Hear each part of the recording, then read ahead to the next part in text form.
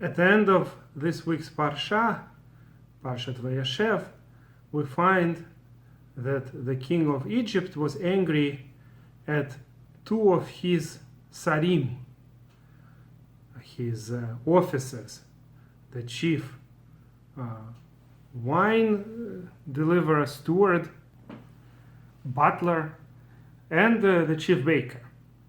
The truth is, if you look carefully in the verses, the first two verses in 40th chapter, it first doesn't say that they were chief, sarim. It just says, Mashke, Melech Mitzrayim, Ve'ha'ofeh, a steward and a baker. But it says that the Pharaoh became angry at Sar HaMashkim and Sar HaOfim, the chief steward and the chief baker. So I saw in a number of commentators, Sforna, I think also Abarbanel, and Haktavia Kabbalah, different traditional commentators that all say the same thing, that in a sense the chief is responsible for what happens to his subordinates, that actually it was not the same person. Whatever happened to the regular baker who was the actual guy at fault, the Torah might not say. But Pharaoh became angry even at the chief baker, who was responsible for all his stuff. And similarly, Pharaoh was angry at the chief steward. So I think this also reminds us of the situation today. There's a lot of talk that Netanyahu is responsible for whatever happened. That everybody on the top is responsible for whoever is under them. So even if Netanyahu wasn't warned of what's going to happen, and the actual fault lies with the people way below who did not pass the information to the top of the government. Still, the people on the top are also responsible. So there's a lot of talk again that Netanyahu has to go. So I heard a lecture in Russian by a person who was at some point very famous. There was a time during the Soviet Union when, of course, Jews weren't allowed to leave the Soviet Union, and this was one of the few people who was actually Orthodox, keeping the mitzvot in the Soviet Union, which was very rare and very difficult to do. On top of it, they had an idea to try to hijack an airplane and get out of Russia. By the way, they worked very hard to make sure that their plan will not involve any casualties. Nobody would die under this. They would make sure that it would just be them who will escape. And it turned out that KGB was watching them all the time, and they ended up in jail.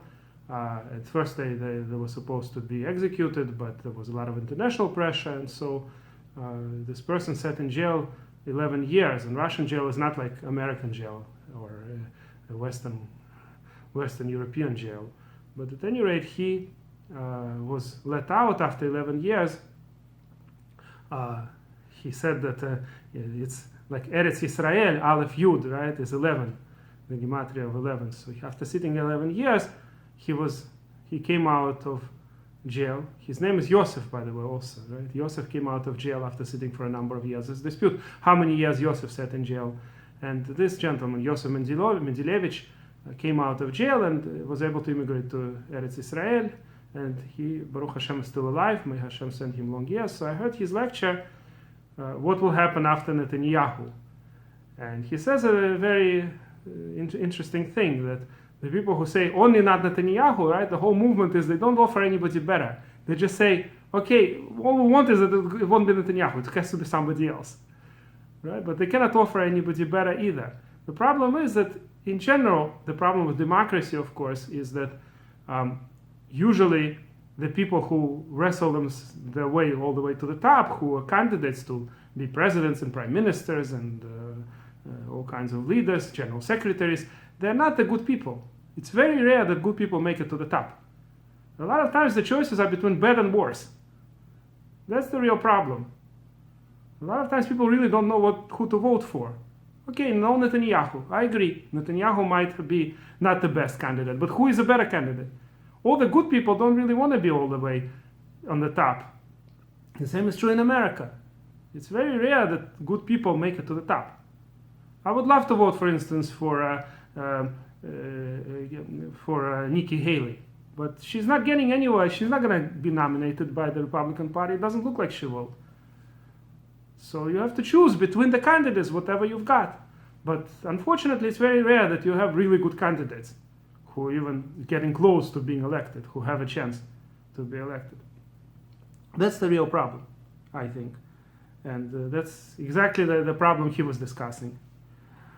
So whatever the case may be, I think it's just interesting that there is some parallel in the way Chazal understand, the way some of the Mefarshim understand the story about baker versus chief baker, and the fact that a person is, at least in the eyes of Pharaoh, in the eyes of Egyptian king, the person is responsible for his subordinates. And this idea is still true, at least in the eyes of a lot of the electorate. That the people on the top are supposed to be responsible even when they didn't really do anything, and it was their subordinates who messed up. And on this I'll end for today. If you like this video, please press like, and please subscribe to our channel.